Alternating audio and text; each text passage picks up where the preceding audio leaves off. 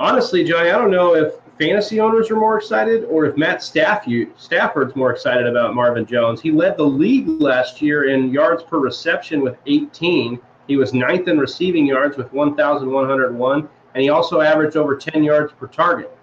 So, I mean, you look at, for the last few years, we've been saying who's going to replace Calvin Johnson. I think that Stafford's found his boy in Marvin Jones. I mean, you look at Stafford, since drafting him 9 years ago, the Lions have been in the top 10 of pass attempts every year. They are going to throw the football.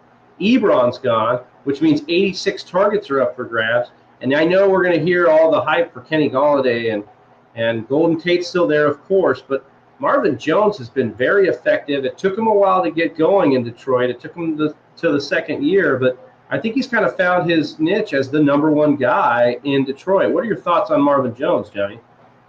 I mean, I do like Marvin Jones a lot coming into this season. You're looking at last year, and he only had 100 targets, and he only had 57 catches on that. So I'm expecting a positive regression there in that area. I think the targets will go up as some of the Golden Tate ages, and I understand Kenny Golladay is there, and he runs such smooth routes, and I understand that, but to me, I do agree in that Marvin Jones is a guy who's building a rapport.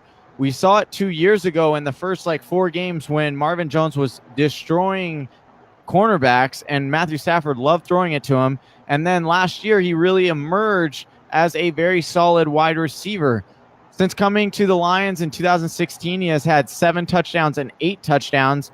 Could we be in line for 9 touchdowns? It seems to be in the realm of possibilities. I don't know if it would be that high, but I do expect his yardage to go up, and I do expect his targets to go up. He only saw 19% of the target share last season, but he did see a whopping 31% of the target market touchdown market share. So you got to like those numbers, and I do expect his target share to go up as he does continue to build that rapport with Matthew Stafford. Look for Marvin Jones to be a solid wide receiver 2 this year with a wide receiver 1 upside.